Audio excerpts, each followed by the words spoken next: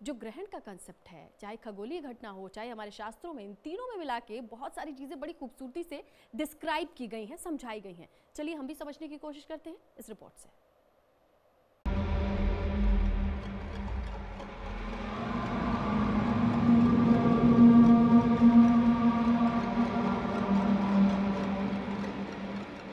दूर अंतरिक्ष में होने वाली इस घटना का धरती के जीवन पर कितना असर होता है, ये अपने आप में किसी आश्चर्य से कम नहीं है। ग्रहण के अलावा शायद ही दूसरी कोई खगोलीय घटना होगी जिसमें इंसानों की इतनी अधिक दिलचस्पी होती है। धर्म और विज्ञान दोनों ही ग्रहण को अपने अपने तरीके से देखते हैं, लेकिन दोनों को ही इसके असर से इनकार नहीं। दुनिया भर की तमाम नई पुरानी सभ्यताओं में सूर्य और चंद्र ग्रहण का वर्णन मिलता है, हालांकि इसके सही कारण को लेकर लंबे समय तक भ्रम की स्थिति रही है।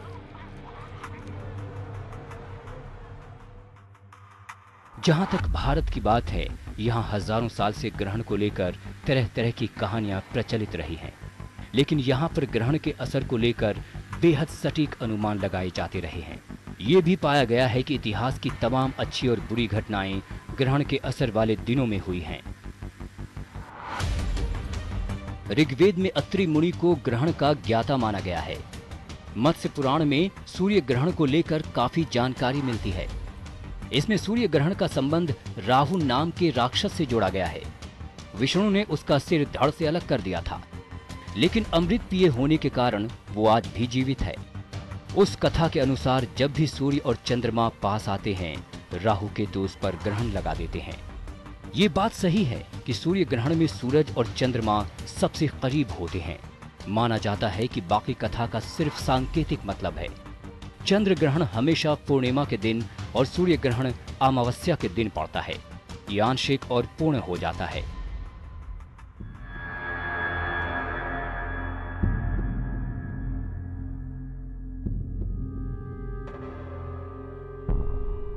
जब भी सूर्य या चंद्र ग्रहण पड़ता है तो वैज्ञानिकों की दिलचस्पी धरती पर पड़ने वाले विद्युत चुंबकीय प्रभावों और किरणों में होती है। लेकिन धर्म की मान्यताओं के हिसाब से ये एक तरह का संकट काल होता है।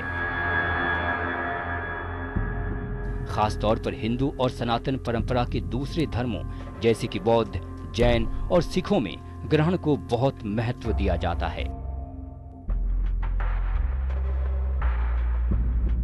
ग्रहण से जुड़ी जो सबसे अहम धार्मिक मान्यता है वो है सूतक। सूतक काल में कई तरह के नियम कायदे बनाए गए हैं। सूर्य ग्रहण में सूतक का प्रभाव 12 घंटे पहले शुरू हो जाता है। चंद्र ग्रहण में सूतक का 9 घंटे पहले शुरू होता है। इस दौरान मंदिरों में पट बंद कर दिए जाते हैं। सूतक काल में खाना पकाना और खाना दोनों ही सख्त मना है। इस दौरान बने खाने को जहर के समान माना गया है। माना जाता है कि ग्रहण में नकारात्मक ऊर्जा पैदा होती है, इसलिए ग्रहण खत्म होते ही पवित्र नदियों या कुंडों में स्नान जरूरी होता है। गर्भवती महिलाओं के लिए ग्रहण सबसे संवेदनशील समय होता है। सूतक काल में भवन निर्माण और जमीन की जुताई भी नहीं करनी चाहिए। ग्रहण और सूतक काल से जुड़े तमाम नियम इंसान को निजी तौर पर ग्रहण के बुरे असर से बचाने के लिए होते हैं, लेकिन उसके कई असर ऐसे भी होते हैं जिन्हें नहीं टाला जा सकता, जैसी कि प्राकृतिक आपदाएं।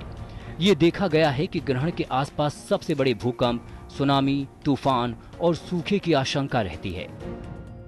इसके असर से राजनीतिक उथल-पुथल भी मचती है।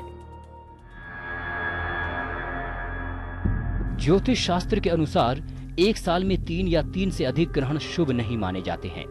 माना जाता है अगर ऐसा होता है तो प्राकृतिक आपदाएं, युद्ध और राजनीतिक उथल-पुथल होती है। इस अवस्था में प्रजा और राजा दोनों को ही कष्ट उठाने पड़ते हैं।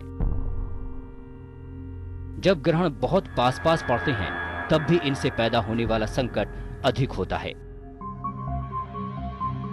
ग्रहण से जुड़ी धार्मिक मान्यताओं को वैज्ञानिक नहीं मानते। उनकी राय में इन बातों का कोई तार्किक आधार नहीं है, लेकिन भारत में सदियों से ये मान्यताएं बरकरार हैं।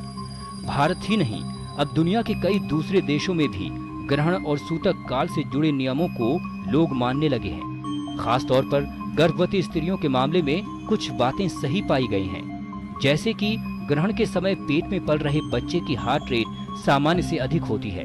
कुल मिलाकर बात यह है कि ग्रहण को लेकर फैले अंधविश्वासों पर भले ही यकीन न करें, लेकिन कुछ ऐसी बातें होती हैं जिनमें जोखिम ना ही लिया जाए तो बेहतर है।